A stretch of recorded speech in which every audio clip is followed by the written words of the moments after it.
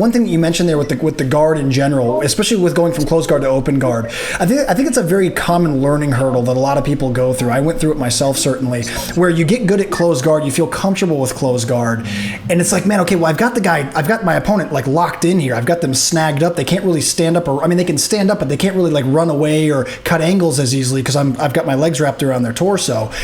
To give up that kind of control, it can be a little scary. It can be a little anxiety inducing. Like, man, do I want to open this up and let him be able to walk freely and move? And yes, I can get grips. Yes, I can intertangle his leg with like daily Hiva hooks and spider guard and things like that. But man, do I want to keep him snagged here where he really can't cut as much, doesn't have as much free movement, or do I want to allow him to move a little bit to try to transition to where I'm going? Where do you think that comfort level, when did you reach that comfort level, and what techniques do you think got you there to where you were totally fine opening up your closed guard? So it honestly was through trial and error. So it got to the point where everyone knew I liked closed guard, and they knew that I was good at closed guard. So they were doing anything to get out. And then I started to realize whenever anyone would open up my guard or even slide a knee in, which would put me basically in half guard, is when my guard became shit. Like I just totally just out the window, and I was kind of just like, what is going on? Like my legs were flying everywhere. It was just no control. And that's when I said, I need to be prepared for when someone goes to open up my guard, whether if they're on their knees or whether if they start to stand up, like what can I do to either recover my closed guard or look for another different alternative position?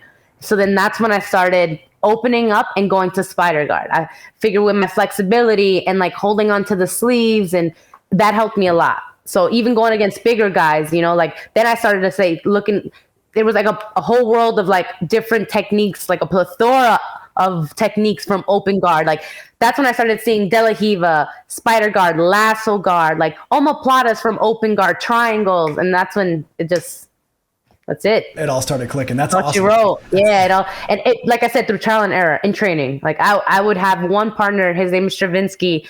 He would, after school, my dad he would drop us off to the gym, and it was always, we would either drill, we would either do strength and conditioning. He would either have us pulling his car neutral around the block, like always doing something up until class. Something. He's slapping a tire, just something. So Stravinsky, he was always a great partner because he would go right after work and I would be there. So we would just drill or train, just go for like an hour, 2 hours. And it was just me practicing my open guard. And he was a fairly strong, athletic young man. So like it was good practice for me to work on my open guard with a bigger opponent and how to utilize their body and their momentum to my advantage. So like that's just through trial and error. So necessarily it wasn't in class, but it was just every day working those positions, putting myself in bad positions basically to get used to get comfortable. That's outstanding. I love it. Yeah, and that highlights really well the importance of coming face to face with your weak areas. That's something that everyone in jiu-jitsu, I truly feel like that's one of the reasons jiu-jitsu has such a great impact on people outside the mats too, is it really does make you face the things that may be uncomfortable to face sometimes. Like in the real world, you can sort of ignore things you're not good at or kind of, avoid them. In jiu-jitsu, it's like, man, if you want to be well-rounded, if you have a crappy half guard or a crappy back control or you get stuck in certain positions, you're going to have to address that eventually. Exactly. So I love that you pointed that out. I also love that you pointed out the importance of something that John Danaher talks about is having a first move. And it sounds like for you, from the closed guard to open guard transition, spider guard ended up being the first move. So right away when this guard gets opened up, we're switching to spider guard. And I think that's a really important thing, to just have a preloaded response that right when this happens, this is the response. Have you found that to be the case as well?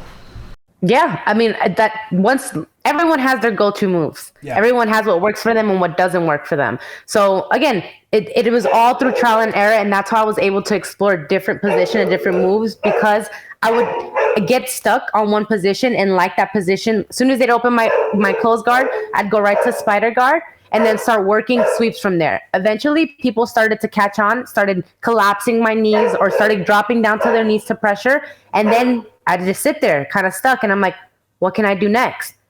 So then that's when changing the position started coming into play. So if someone's in combat base, I'm looking to either wrestle up with a single leg or, looking to switch the position once I got stuck. And that's where I started to find other options.